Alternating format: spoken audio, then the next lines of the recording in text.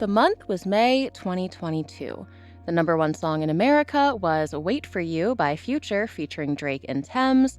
The crypto market was in the middle of one of its biggest downward spirals yet, and debatably, the most important piece of media that year was released. Wait, was it my birthday post? Oh my gosh. Yes, actually. Birthday Yes, post. everyone should check it out. Are we going to talk about the hit album Harry's House, maybe, by international pop sensation Harry Styles? Tell me how I didn't know that was the name of the album. So no, we're not. Although to you, potentially the second most important piece of media. I'm actually talking about... Hello, Loey. Oh my God, it's Kenny, plant expert extraordinaire, as well as the incredible brother of my beloved Eleanor and my brother by association. Where did you come from? You were taking too long to guess what Eleanor's talking about, so I just let myself in. May 17th, 2022 was when the Plant Project Cryptids episode of IUL dropped. Oh my God, wait, really? Has it been that long? It has literally been too long. So I was thinking, since Kenny won't leave me alone anyway, as younger brothers do, what if we talked about creepy plants again? A reprise. Oh my God, wait, what a coincidence. I just read about this crazy curse in a petrified forest, where if you steal petrified wood from its grounds, you might just die. That sounds like a pretty spooky plant. It's funny you bring up a forest because my story is about trees too. Specifically, the sort of trees that kill birds. Eleanor, I know that will appeal to you. No, that's like the worst thing I've ever heard. Not to say that I would rather people die than birds. Of course. But if I happened upon one corpse between the two, one of them would certainly startling me more. You know I am petrified of birds on this podcast. And while we're at it on trees, can we talk about how everybody on TikTok is suddenly talking to trees, speaking with foliage? Oh my God, wait, yes, I know what you're talking about. Let's talk about killer trees, killer curses, and killer trends, baby.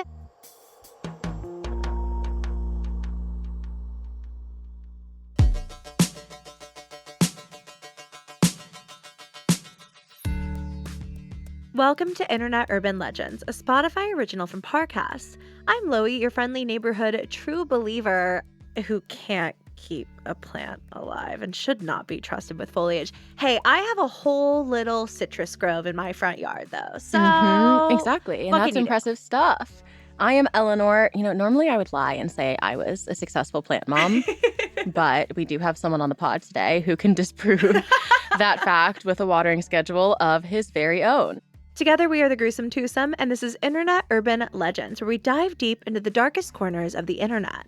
We might find the answers we're looking for, we might scare ourselves into staying up all night, but one thing is for sure, we are glad to have you guys along for the ride. I personally am delighted to have my little brother along for the ride today, too. If you guys don't know, we have a plant page together called A Plant Project.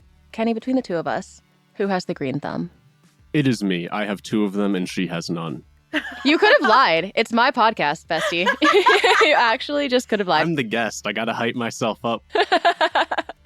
That's true. Kenny could have lied, but we've all also seen his plant wall, so... God, yeah, that's right. Nothing can get past you guys. Yeah, we have 200 plants, a plant project across the board and across the internet. Kenny is certainly the plant expert among the three of us. I've seen your plants. You've seen my plants, and we've both seen Kenny's plants. Yeah, and there's a very, very clear winner here in terms of plant parent. Well, all that matters is you guys have plants and you try. That's all I'm gonna say. Thank you. Oh my God, thank you. So I swear he's not this nice in person, guys. This is so a ruse. Nice. Okay, but Kenny, would you feel like that if you saw my dying money tree? I've killed a money tree, so I get it. We've all been there. Last time I went to Loey's house, she hid the plants. I did. The dying plants in the back house, so I wouldn't see them. If you would have left them out, it would have looked just like Ellie's room. Leave me alone. I will literally not stand for the slander on my own project. Today's episode, we're focusing all on killer trees, baby, featuring, of course, Eleanor's brother, Kenny, as our plant expert extraordinaire. getting in on the plants, getting in on the spooks today. It's a family affair, and I love it so much here. It makes me so happy. I'm so warm and cozy, and all my plants are alive, and that is exactly how we're starting off today's episode, or else they're going to kill me, I think. Who is they? The plants. Oh. They're going to come to life, and my money tree is going to sprout little legs like a little goblin and just like start chasing me around my house.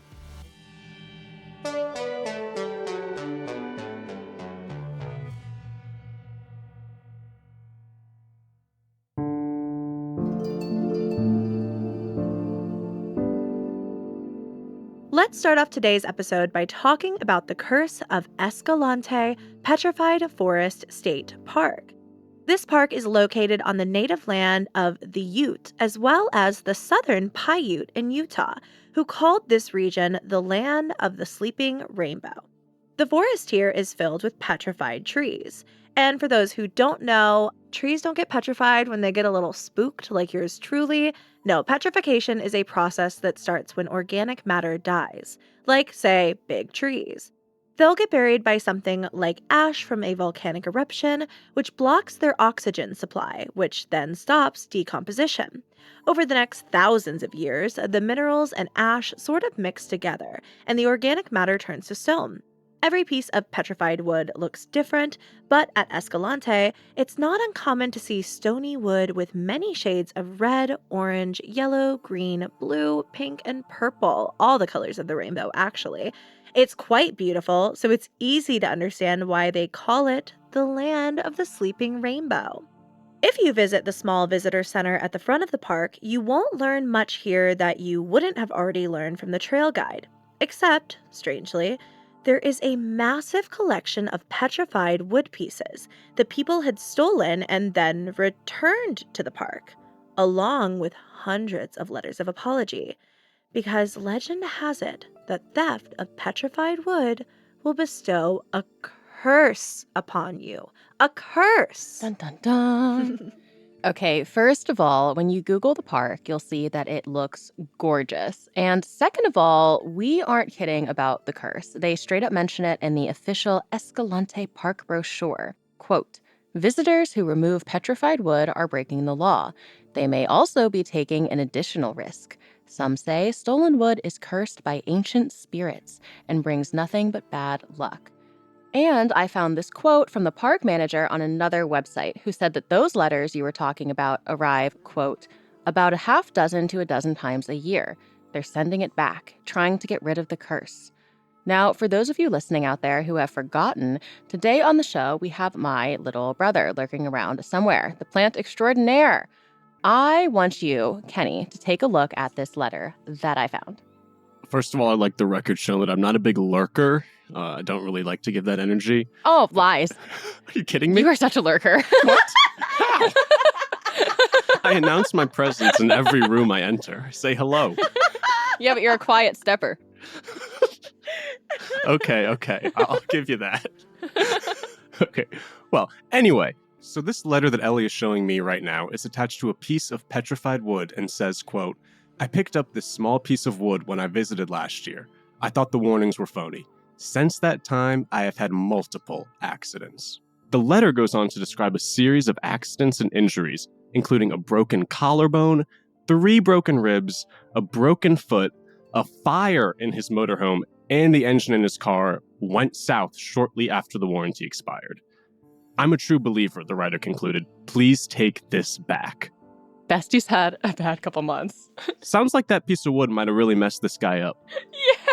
That piece of wood. He's seen better days, bro. You guys know, you and Kenny both know, I'm a little witchy, and I have like pieces of petrified wood in my home, and I'm just like, where were these sourced from now? Like, I just bought them at a little spiritual store. Suddenly I'm concerned. It's all so crazy, though. In a glass exhibit case, park officials have a whole collection of letters just like the one that Kenny read, with phrases that one news source described as dripping with regret, drenched with sorrow, a steady stream of human woe and burning guilt. Wow. What a descriptor. Oh my gosh. Kind of nasty. The letter just arrives like sopping wet. It's like covered in the tears of whoever sent it back, just like absolutely stained. One letter even says, I would advise anyone who thinks lightly of the bad luck to think again. Please place these back in their rightful place and ask for my forgiveness. Let's just say I learned my lesson. In a 2004 letter, a man named Casper from Switzerland wrote, since my travel 3 years ago, I have had no good luck in my life, but every year there has been an accident or disease. I hope with this act of restitution that the Lord will have mercy upon me. I apologize and beg your pardon. These are like crazy letters. People are not just sending it back with a little. Have you ever heard of Robert the Doll? Yes. I think we've talked about Robert the Doll. People will do this with Robert because apparently you're not supposed to like take a photo of him. And if you do, you're supposed to apologize or, whatever, bad luck will happen to you 1,000 years, whatever. And there are like letters at where Robert is kept in this library with apologies. I can't even imagine this coming in over these pieces of wood, though, and in such mass quantities. Another letter was even more tragic somehow, about a woman who picked up a few pieces of petrified wood. Her daughter was returning them and said in the letter it was because her mother had gotten terminal cancer. I mean, even the most law-abiding and curse-free people will have a string of bad luck once in a while, of course. Some folks who have never stolen a fossil simply have bad luck all the time, or life kind of just happens. So it raises a question. Is this curse of the petrified wood real? I would say no, probably not. It honestly seems like a lot of fun that locals are having with tourists, especially relating to misconceptions and biases that people already have about Indigenous folklore. And another thing, as I mentioned, it's a federal crime to remove petrified wood from landmarks like this. So with the amount of petrified wood in this area, my guess is that it was super easy to steal and they didn't want people stealing it. So in some ways, this is like a form of social control. If people don't listen to the law, maybe they'll listen to this curse. One of the sources I found here says that because it's unknown where this petrified wood even comes from, they can't be scattered back in the park. Quote, to do so would be to spoil these sites for research purposes. So I guess they can come from like different parts of the park and they don't want to put the wrong type of petrified wood, rocks in the wrong place. So you can't even really send them back if you steal them in the first place. Oh, no. No, that makes so much sense because it would make a lot of sense if locals are like using it as a form of kind of attempting to scare people into not doing it if they can't put the wood back where it belongs anyway. I was just going to say, is the research that great if they don't even know where to put it back? Honestly? they're lined on the inside with how old the tree is and things, at least from my understanding. So it seems like they should at least be able to get a ballpark estimate. I mean, I guess they don't want people stealing it and then sending it back, right? Like they don't want to make it seem too easy. I think they want to shame people into having to give it back to them maybe instead of just put it back, Oh, yeah, that's true. Like, come give us this piece of evidence we can put at the visitor center instead of putting it back yourself. And also meet with law enforcement while you're here. Exactly. Based on everything we're seeing here, I would also say that the only curse here is probably guilt that these people feel. They take pieces of petrified wood, hear about the curse, had something bad happen, and felt guilty over taking it. It's a classic case of mixing up correlation with causation, which I get it happens, we all do it. Doesn't mean there's a curse though. I wish I could say the same about the Pisonia tree though, a tree that traps birds and eats them. I'm shivering already. I hate it. Up next, we're going to be talking about a tree I think was specifically designed to torture Eleanor in mind, and a new trend on TikTok that may or may not be related to malicious fairy activity.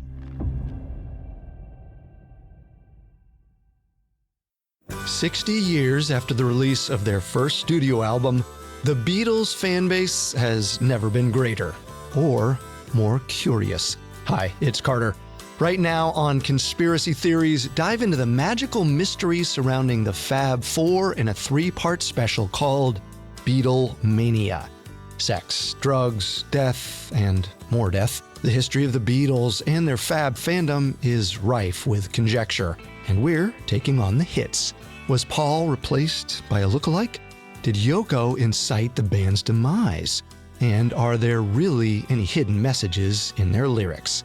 So many conspiracies, so little time. Before Swifties, before the Beehive, there was Beatlemania. Catch this 3-part special now by following the Spotify original from Parcast, Conspiracy Theories. Listen free only on Spotify.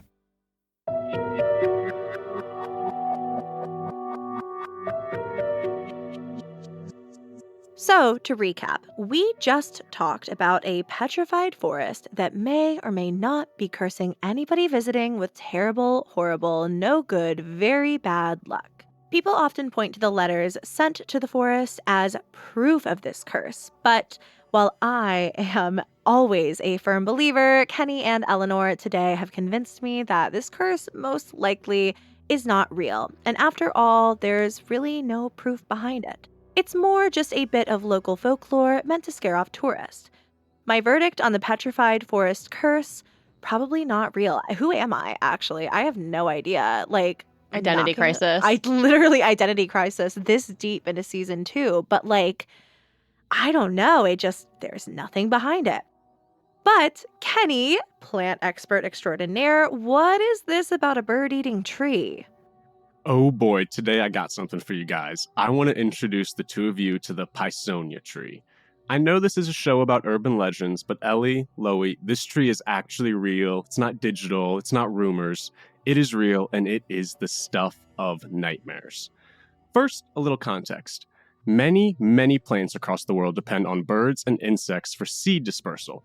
They'll attract pollinators by releasing aromatic compounds into the air or by producing sweet nectar that birds and insects feed upon. By the way, when we're talking about seed dispersal, they're essentially eating the seeds and then pooping them out wherever they fly around. So, Thank you for that clarification. kind of nasty, but also very essential for plants to be able to survive. Just next time you touch a tree or plant, know that it most likely started out in a bird's butt. Wow.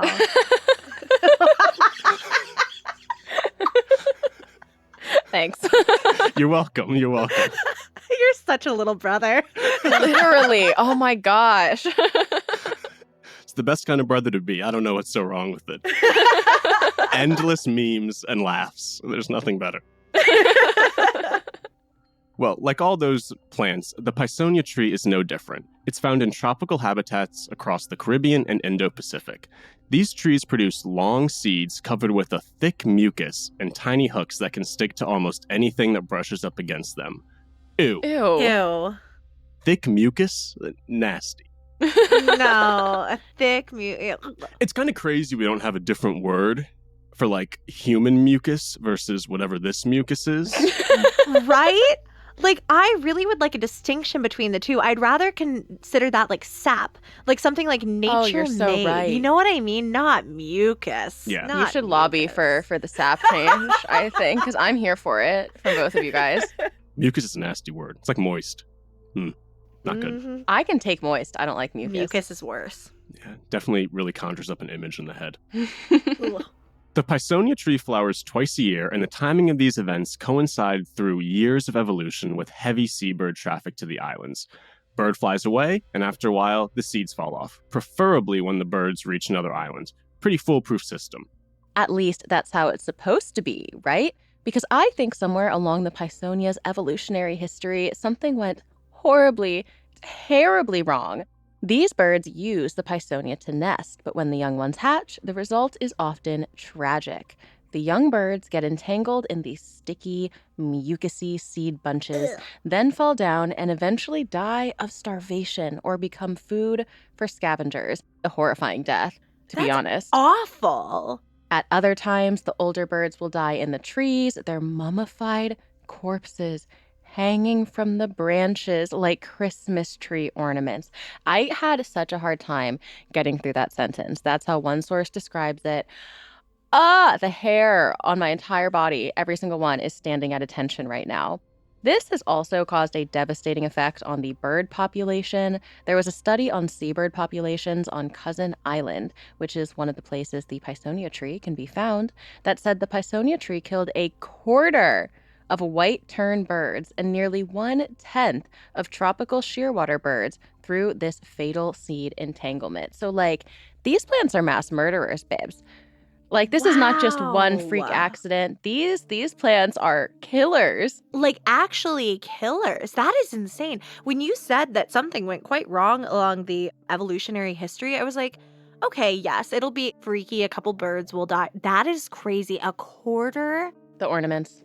Oh my God. Oh my God. That sentence Oh my God. That's the invokes stuff of such a nightmares. reaction. I hate it so much. And listen, as much as I hate birds, especially dead birds, which is quite a lot, besties, they still don't deserve a fate that depressing or a death so distressing. Why is this happening? Well, scientists have no idea if there's any evolutionary benefit of the Pisonia tree killing birds at all.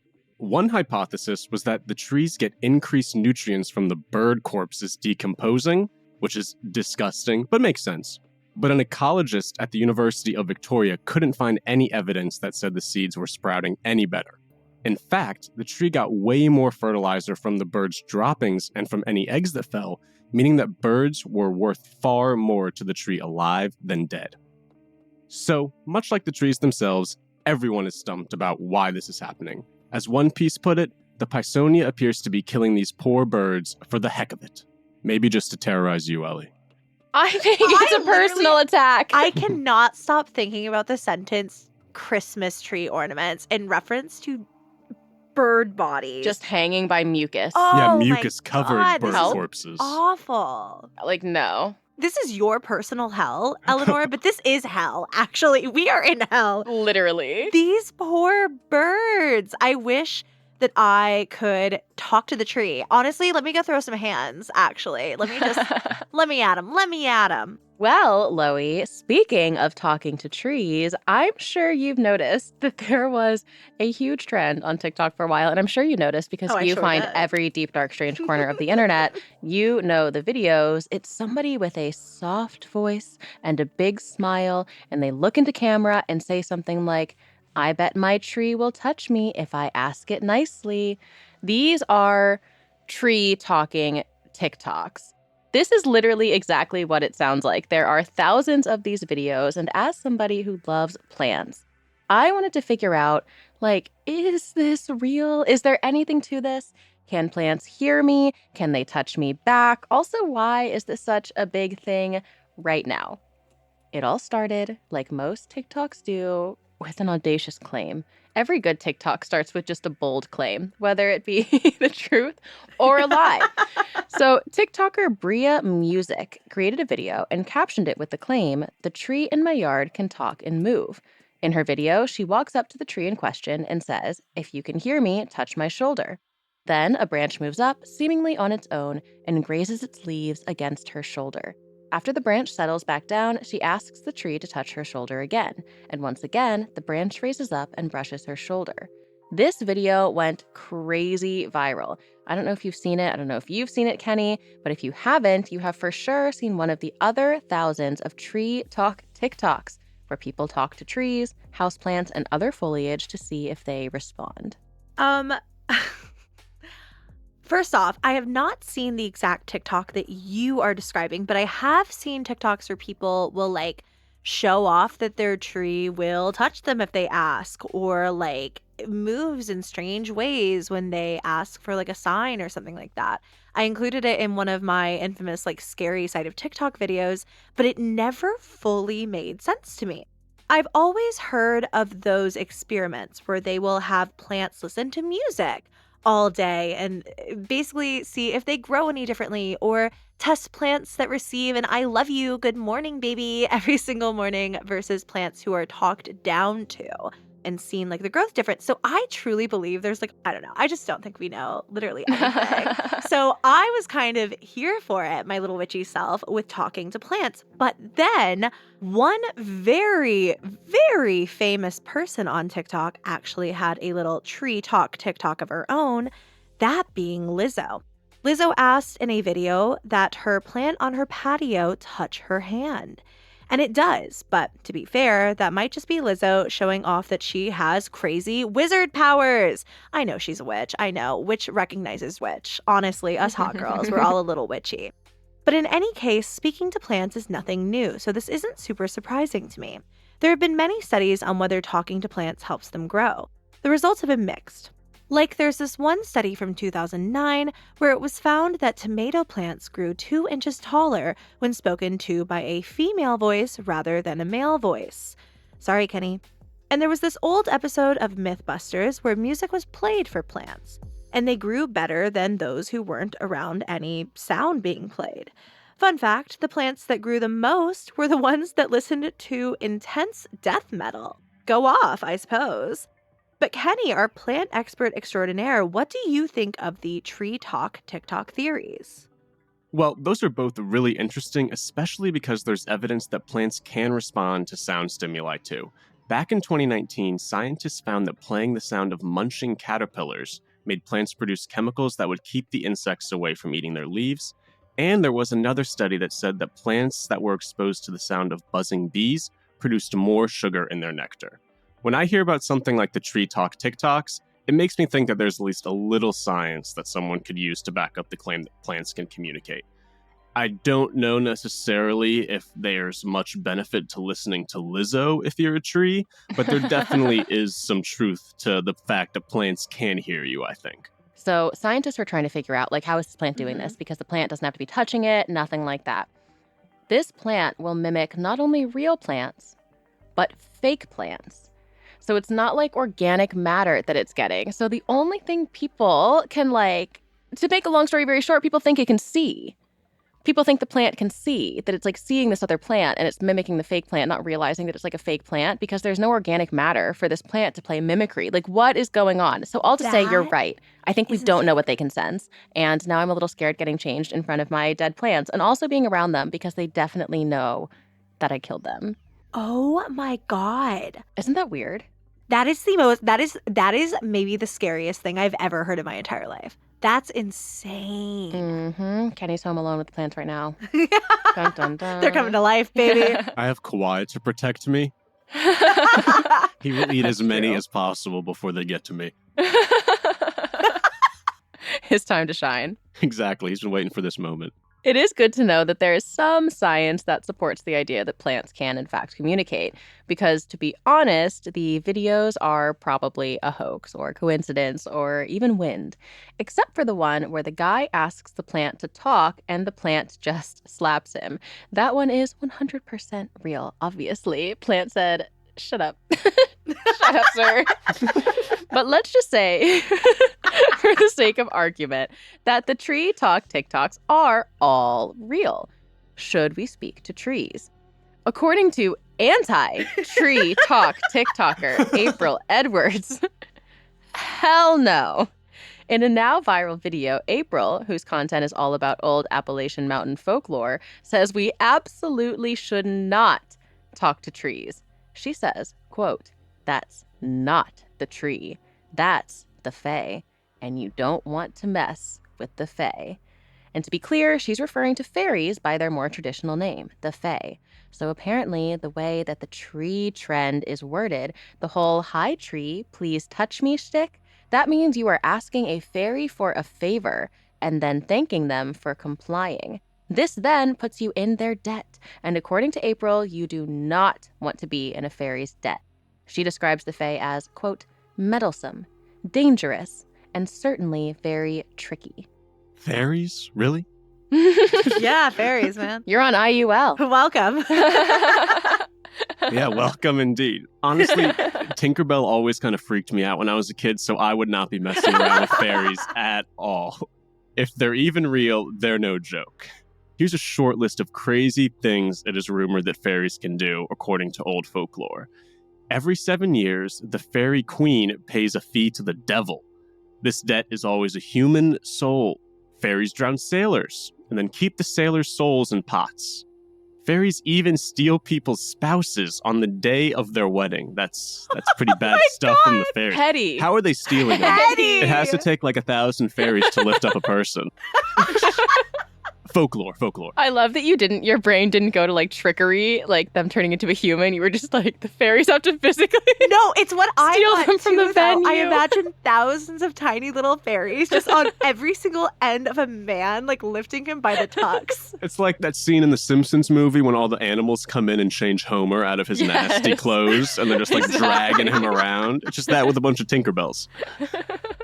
Fairies force women into indentured servitude, forcing them to be housemaids. Did you know that fairies straight up murder babies, apparently? And for fun. Basically what I'm saying is fairies should not be messed with. Now, am I saying these TikToks are inviting trouble? No. Those people are just talking to trees on TikTok. But if you ever meet a fairy, get away. Dude, not the baby killing. Not the What blatant is misogyny. The fairies had me until they didn't. The fairies had me at like stealing a woman's like. I'm like, it would be really funny to see a man just like floating down the street, being carried by a village. They're killing babies. Debts They're to the forcing women devil. into That's debts okay. to the devil. That's fine. Drowning sailors? Do I support? I mean, I don't not support. But I draw the line at misogyny. Like, put the men in a pot. But Jesus Christ, you're putting women to work? No. All right, guys. We are nearing the end of our pod. Give it up for Kenny, my younger brother. I hate to say it, you're occasionally funnier than me.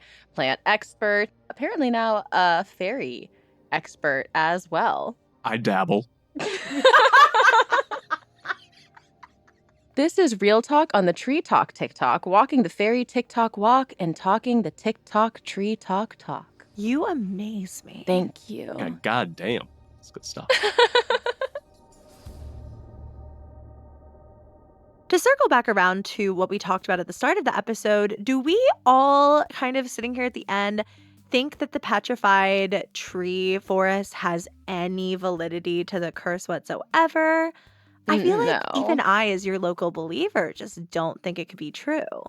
I mean, we had a period where we thought we were cursed, but I've come That's to true. recognize that it literally was just two bad things that happened to me, and I didn't want to take accountability for my own actions. So I was like, I'm cursed. I think that's Oh, wow, mostly a what's lot of happening here. growth. Thanks, bestie. We'll That's see a how lot I of feel growth. tomorrow. I was going to say, I still think we were cursed, so. Yeah, tomorrow you'll be cursed again Yeah, exactly. for talking trash about these fairies. Yeah, Listen, I didn't know they were that serious. I had no idea. Apparently. Would you be stealing a piece of that wood? Oh, hell no. Okay. Oh, no. I don't take anything from nature, though. Like, there was a time when I realized that, like, I used to, like, pick flowers on my walks and stuff. And then one day, one person was like, hey, don't pick flowers. And I was like, why?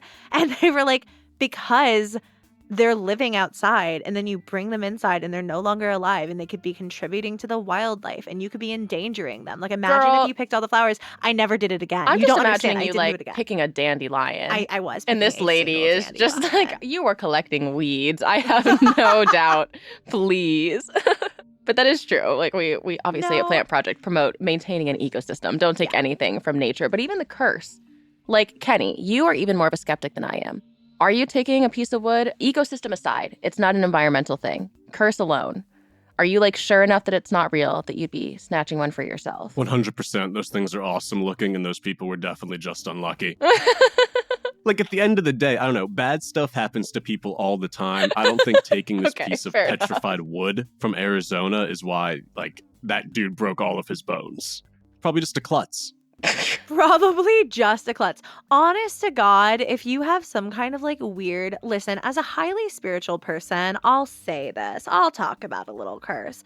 As someone who is super, super spiritual, I have come to accept that I think that 9 times out of 10, like, I just blame karma for everything. Like, literally anything. If something bad happens to me, I try to do something good to offset it. To think that, oh, I'm going to get my good karma back. And that's just how, like, my little peanut brain rationalizes literally everything in this lifetime. Of course, it's incredibly tragic somebody got into a car accident. I mean, if they even did, it could have been just somebody writing a letter. Oh my gosh. Saying that Loey this Lane with the happened. high-level hoax. Yeah. High level hoax, baby. Massive, massive IQ over here. Just big brain thinking. But I mean, if that happened, of course, that's super sad. And I think that as people, we maybe want to make up something to rationalize, like, why bad stuff will happen. I mean, I'm doing it right now. But, like, Oh, I don't think people are getting cursed from taking petrified wood from a forest. I don't think so. It is really pretty though. We should go there. It's Road trip. beautiful. Road trip. You know where we should never go though? Is wherever the Pisonia trees are, because oh my God, why are they killing so many birds? Listen, Kenny has read Homo sapien, so he's a little bit more versed on the evolution. From an evolutionary perspective, why is this happening? Why are they killing birds en masse, especially if the birds are better alive than dead? It just seems like such a biological accident. I think that's how evolution always kind of happens, though. I mean, it takes thousands and thousands of years for different species to catch up. So maybe way back in the day, those birds were doing terrible things to the trees, and they just simply overcompensated by killing them. And maybe soon the birds will be smart enough not to get massacred by mucus, you know? Massacred by mucus. One of us had to get the brains and the other the beauty and charisma and talent and everything else. Oh, you two both have all of the above. You're perfect little babies. That being said, my beautiful, beautiful siblings, do you guys think that we can actually talk to trees, or like, are people crazy? A little bit. Maybe not crazy. I went to Costa Rica recently and I sat next to this guy on the plane and he told me all about how he talked to trees in Costa Rica. No He was way. not Oh on my ayahuasca. God. He was not on drugs. He just did breath work and started talking to trees about how he really had to make some changes in his life. So I think some people are really in tune to nature. Yeah. I think the voices they would hear back from the tree are probably just things that they need to hear. Like, I believe that people have spiritual experiences where they believe this is happening, but I don't think the tree is actually chirping back That's so in your native interesting. tongue, you know? Yeah, no, that makes a lot of sense. It's almost like a meditation or something where you would talk to yourself, where you would like talk through your problems, almost like self-guided therapy in a way, I guess. But I think we've talked about this with other things like tarot, just other like supernatural, I guess, things where like you can kind of always derive your own meaning and you're always going to get the answer that you need to hear from yourself, you know? I think that's a lot of spiritual experiences. I think a lot of spiritual experiences are actually just a bit of like self-understanding, which is kind of beautiful, actually. Spiritual in its own way. Spiritual in its Yeah. own way. Kenny, are you talking to the plants at the house ever? I'm always talking to Kawhi. The plants don't have my time anymore because he Okay, talks back. All right. They don't talk back. That's true. Does. You're just not trying hard enough. You don't have that Lizzo Rizzo. Yeah.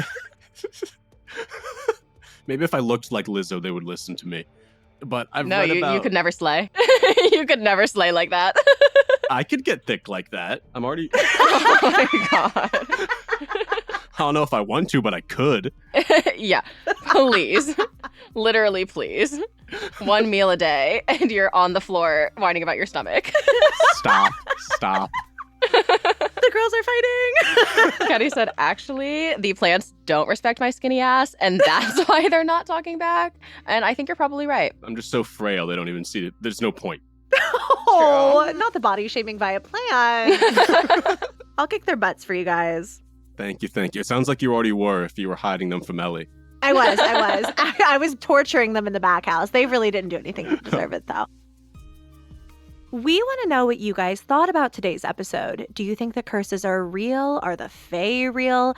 Do you have a green thumb? Are you killing plants all the time like yours truly? Are you going to replace Eleanor and I with Kenny? Be so honest. Let us know all over social media by using hashtag #GruesomeTwosome. We would love to hear from you.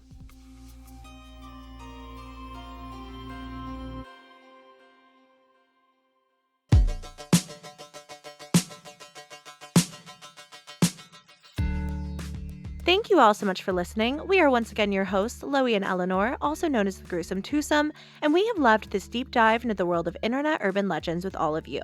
You can find all episodes of the podcast, Internet Urban Legends, for free exclusively on Spotify. Don't forget to follow the podcast so we can continue bringing you a new disturbing mystery each and every week. Follow us on Twitter and Instagram at Loeybug and @Snitchery, and support our show by following @Parcast on Instagram and @Parcast Network on Twitter. Again, a huge thank you to my brother Kenny, plant expert extraordinaire, for joining us today. Kenny, where can everybody find our plant escapades online? You can find us at A Plant Project on Instagram and TikTok. And thanks so much for having me, guys, today. It was great catching up. We might allow you back. We'll see. Stay gruesome, friends. It's hard not to be the funniest person on the podcast, I know. So I understand if I'm not invited again. Literally, leave me alone. You're such a rat. You're such a genetic rat.